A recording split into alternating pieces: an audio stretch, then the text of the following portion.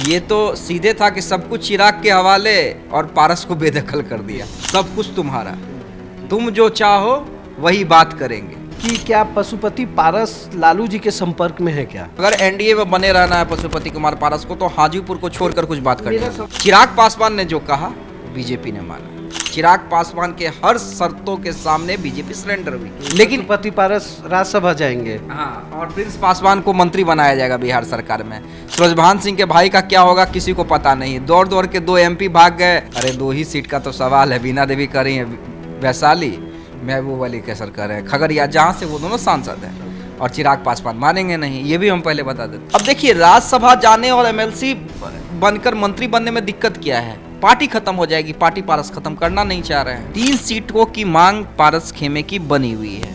नमस्कार, आप सभी का स्वागत है देशवा न्यूज में। मेरा नाम देवांशु कुमार है और आज फिर हम अमित जी के साथ हाजिर हुए हैं बिहार के राजनीतिक गतिविधि जो अभी चल रही है उस पर चर्चा करने के लिए। मेरा सवाल है, अभी तो चाचा भतीजा ही टॉप पे चल रहे हैं, ट्रेंडिंग में हाँ अभी ट्रेंडिंग में है। कल मैंने बोला भी था ट्रेंडिंग में है। और अभी भी मेरा सवाल उन्हीं को लेके है कि मशहूर फिल्म का एक गाना है कि एक को मनाऊं तो दूसरा रूठ जाता है।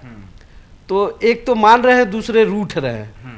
इस पे क्या कहेंगे? इस पूरे प्रक्रिया को या पूरे प्रकरण को आप समझाने का कोशिश कीजिए देशवा के दर्शकों। देखिए, रूठना तो तय ही था, क्योंकि जिस तरह से चिराग पासवान को बीजेपी ने मनाया और दूसरे को बिल्कुल इग्नोर कर दिया, तो स्वाभाविक बात है।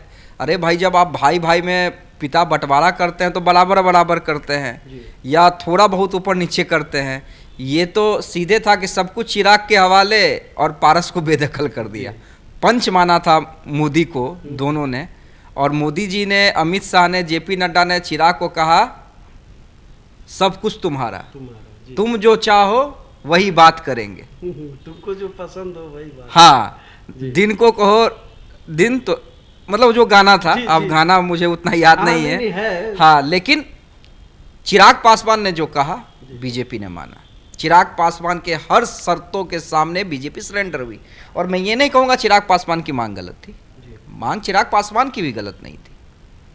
भाई, चिराग पासवान का कहना था कि भाई जब हमारे पिता जीवित थे, जब लोजपा एक थी, तब हम 6 सीटों पे चुनाव लड़े थे। उसी 6 सीट की मांग हम कर रहे हैं। और अगर मुझे आपको साथ लेकर चलना है तो मैं अपने दुश्मनों को इन द सेंस राजनीतिक दुश्मनों को, जिसने मेरा परिवार तोड़ा, जिसने मेरी पार्टी तोड़ी, उसके साथ मैं नहीं चल सकता हूं या उससे कॉम्प्रोमाइज मैं नहीं कर सकता। बीजेपी ने माना और पारस को इग्नोर किया। पारस को ऑफर क्या दिया गया, वो भी ऑफर अभी सूत्रों के हवाले से कंफर्म कुछ नहीं किया गया है कि पारस जी को राज्यसभा भेज दिया जाएगा, प्रिंस पासवान को बिहार सरकार में मंत्री बना दिया जाएगा। मतलब आप ये बता रहे हैं ना कि ये ऑफर मिला है उनको? हाँ, सूत्रों के हवाले से। लेकिन पशुपति पारस राज्यसभा जाएंगे। हाँ, और प्रिंस पासवान को मंत्री बनाया जाएगा बिहार सरकार में। सूरजभान सिंह के भाई का क्या होगा किसी को पता नहीं। दौड़ दौड़ के 2 एमपी भाग गए। आपने देखा होगा कि जैसी ये खबरें आना शुरू हुई कि पारस को एक तरह से आउट कर दिया है बीजेपी ने। हालांकि बीजेपी ये चाहती नहीं कि पारस अलग हो जाए, इसलिए पारस को ऑफर दिया गया है कि आप राज्यसभा चले जाइए, प्रिंस पासवान को एमएलसी बनाकर यहाँ पे हम मंत्री बना देंगे। लेकिन पारस मानने को तैयार नहीं है, अड़ गए हैं पारस। लगातार ये कहा जा रहा था ना कि लगातार मीटिंग है। आज 3 बजे पारस के यहाँ मीटिंग है। पारस की मीटिंग है संसदीय बोर्ड की। पार्टी के तमाम जो नेता हैं वो रहेंगे। 2 नेता तो पहले ही भाग चुके हैं, बीना देवी और महबूब अली कैसर। वो सष्टांग हो गए हैं चिराग पासवान के सामने। कल खबर हम लोग दिखलाए भी है। नतमस्तक जिसे कहते हैं ना, नतमस्तक हो जाना और जाके गिड़गिड़ा रहे हैं। अरे 2 ही सीट का तो सवाल है। बीना देवी कर रही है वैशाली, महबूब अली कैसर कर रहे हैं खगड़िया, जहाँ से वो दोनों सांसद हैं। और चिराग पासवान मानेंगे नहीं, ये भी हम पहले बता देते हैं आपको। चिराग पासवान बहुत दूसरे टाइप की चीज है। खैर, अभी हम चिराग पासवान पे नहीं बात कर रहे हैं, हम पारस पे बात कर रहे हैं। मेरा दूसरा तो सवाल बता देता हूँ कि 3 बजे पारस खेमे की मीटिंग होनी है।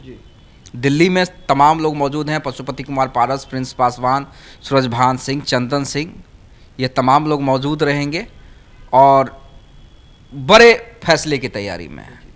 मेरा दूसरा सवाल ये है कि क्या पशुपति पारस लालू जी के संपर्क में है क्या? क्यों नहीं हो सकते हैं? क्यों नहीं हो सकते, मुझे ये बताइए।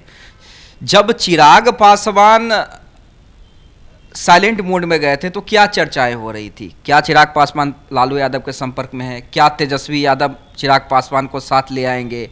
8 सीटें, 2 सीटें, और चिराग पासवान शांत बैठ गए थे। बीजेपी प्रेशर में आई और बीजेपी नतमस्तक हो गई चिराग पासवान के सामने, सरेंडर कर दिया। पारस क्यों नहीं हो सकते हैं? अंदर खाने बात तो हो ही सकती है। और भाई एक नेता दूसरे नेता को संपर्क साधने में कितना समय लगेगा देवांशु जी? मेरा सवाल देखिए, मैं सीधे ये कहता हूं कि राजनीति में मैं और बार बार देखिए, बिहार की राजनीति में और या देश की राजनीति में ना आपका कोई सगा होता है ना आपका कोई दुश्मन होता है। जब जिसकी ज़रूरत पड़ती है लोग उसको इस हिसाब से यूज करते हैं। तो पारस क्यों नहीं? अगर पशुपति कुमार पारस को लग जाएगा या उनके खेमे को लग जाएगा, यहाँ से में कुछ नहीं मिल रहा है। अब देखिए, राज्यसभा जाने और एमएलसी बनकर मंत्री बनने में दिक्कत क्या है? पार्टी खत्म हो जाएगी। पार्टी पारस खत्म करना नहीं चाह रहे हैं। ठीक है, सब मिल जाएगा, सांसद भी बने रहेंगे। हो सके रिक्वेस्ट करे या बीजेपी बहुत मनाए तो ये भी कह दे कि भाई आपको मंत्री भी बनाया जाएगा। प्रिंस को तो हम बिहार सरकार में मंत्री बना ही रहे हैं, लेकिन पार्टी खत्म हो जाएगी। 3 सीटों की मांग पारस खेमे की बनी हुई है। खबर ये भी आ रही है कि शाम को संजय जायसवाल फिर से जाएंगे, एक बार पशुपति कुमार पारस से बात करने के लिए, समझाने का प्रयास करेंगे, वस्तु स्थिति रखेंगे कि भाई देखिए अभी बहुत हौच पौच की स्थिति है, हम बिहार में सीटों का बंटवारा नहीं कर पा रहे हैं और अंदर खाने हमने कर भी लिया है, फार्मूला बना भी लिया है, तो घोषणा नहीं कर पा रहे हैं, आप मान जाइए। फिर वो मैसेज अमित शाह और जेपी नड्डा के पास जाएगा। हो सके अंत में जेपी नड्डा भी पशुपति कुमार पारस को बुलाएं, लेकिन अड़े हुए हैं 3 सीटों के लिए।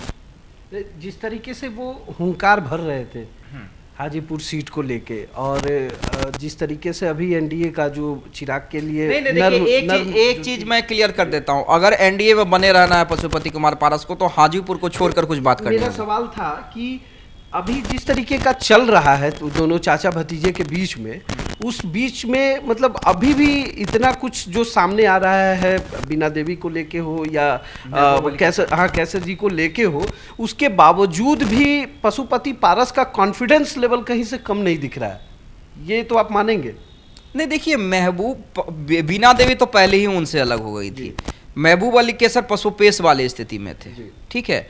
लेकिन मैं बार बार कहता हूं कि देखिए, राजनीति में अगर आपके पास एक भी मजबूत पहलवान हो ना, तो आप खेल कर सकते हैं या आप सामने वाले को विवश कर सकते हैं कि नहीं मेरी बात भी सुनी जाए।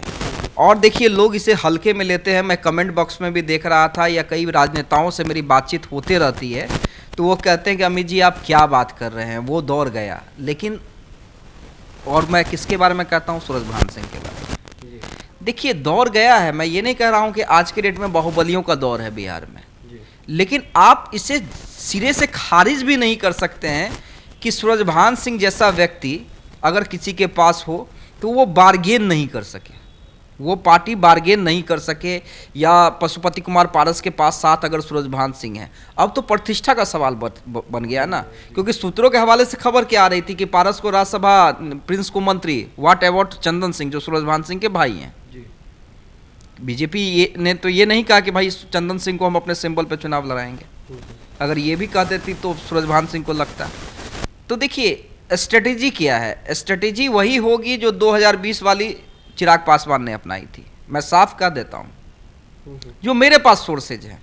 किसको कितना फायदा होगा, किसको कितना नुकसान होगा, वो राजनीतिक पार्टियां जाने। ये हम और आप तो तय नहीं करते हैं, ये जनता तय करती है।